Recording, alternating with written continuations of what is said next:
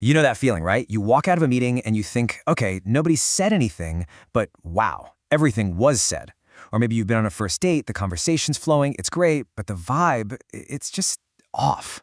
We are all, every single day, trying to decode this secret language. So let's do just that. Let's pull back the curtain on these unspoken messages and figure out what they're really telling us about our relationships, our jobs, and, well, ourselves. And this quote, it just nails it, doesn't it? It gets right to the heart of the matter. I mean, think about how much time we spend agonizing over the perfect email, choosing just the right words. But the real message, what people actually hear and believe, turns out that's being broadcast on a totally different frequency. All right, so if we're going to understand this hidden layer, we've got to break it down a little. You can think of this next part as, I don't know, the basic vocabulary of all this unspoken communication. So, yeah, let's start at the beginning. So, at the very core of all this is, of course, body language. And here's the thing you have to remember, the crucial part. It's almost always instinctive. It's not something we're consciously doing. And that's what makes it so incredibly powerful and, honestly, so revealing. It's like this unfiltered broadcast of our true feelings, whether we want to share them or not. And this language is just unbelievably rich. It's not just one thing, right? It's more like a symphony of signals that we're sending out all the time. You've got facial expressions, the way we hold ourselves, all the little gestures, our eye contact, even the tone of our voice. All these pieces, they come together to create this powerful unspoken story that's running right alongside everything we actually say.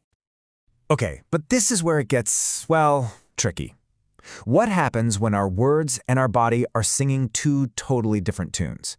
Well, you get this kind of social static, right? Tension, mistrust, a whole lot of confusion. So let's take a look at what happens when these signals get crossed in the real world. So meet Jack.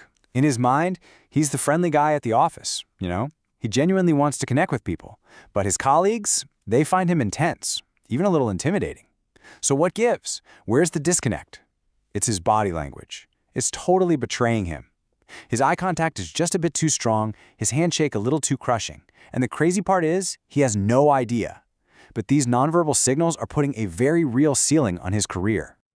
Or how about Arlene? On paper, she is an absolute catch. She's funny, she's interesting, super charming, but for some reason, her relationships just don't stick. So what's the problem? Well, even when she's laughing and having a good time, her body is basically screaming anxiety. Her shoulders are all hiked up, her posture is rigid, and that constant unspoken tension, it makes the people around her feel anxious too. It completely cancels out all her wonderful qualities. And last up, let's talk about Ted. Super smart guy, really driven, but his personal relationships, they always seem to just fizzle out. See, Ted's a great talker, but his body language is screaming that he's a terrible listener. While someone else is talking, he's not really hearing them. He's just reloading, waiting for his turn to jump back in. And here's the thing that connects all three of these people, Jack, Arlene, and Ted. They're smart, they're well-meaning, but their lives are being held back by a language they don't even realize they're speaking. Okay, so we've seen how this whole constellation of signals can send a message. But what about just one word? A single, simple word? Let's zoom way in on probably one of the most socially loaded words in any language. No. So why is that?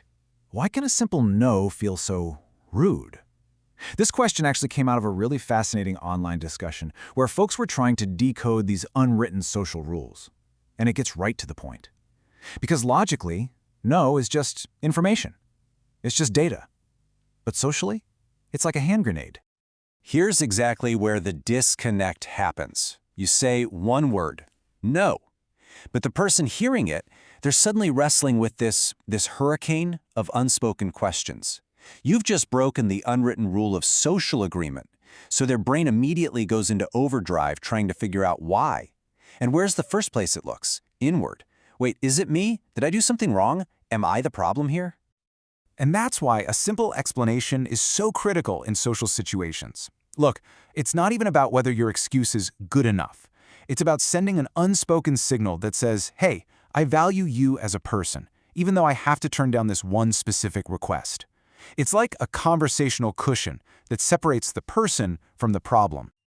Okay, so we've seen how these unspoken rules really run the show in our one-on-one interactions. But what happens when you scale that up, like to an entire organization with hundreds, maybe thousands of people? You might think, well, just set crystal clear goals. That'll get rid of all this messy, unspoken stuff. But as it turns out, sometimes that just makes things a whole lot worse.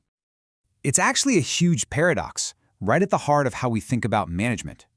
We're all taught that setting really specific, challenging goals is the absolute key to high performance. But that same intense focus, it can have some really powerful, really dangerous, and totally unspoken side effects. It can create this shadow set of rules that basically encourages people to win, no matter the cost. I mean, just look at the infamous Ford Pinto. The explicit goals from the top couldn't have been simpler. Get this car to market fast and make it cheap. But that simple goal created a devastating, unspoken rule that just infected the entire company culture. And that rule was, hit those targets no matter what. That's how you get a situation where managers are signing off on safety checks that never even happened, and an entire company knowingly ships a car with a fatal, deadly flaw. And listen, this wasn't a one-time thing. It happens over and over. Back in the 90s, Sears gave its auto repair staff a very specific sales goal: bill $147 per hour. The explicit goal was simple enough: increase revenue. But the unspoken result? A widespread, systemic culture of overcharging customers for repairs they absolutely did not need. The official goal and the unspoken behavior were just worlds apart. So this all brings us to what might be the most fascinating concept of all.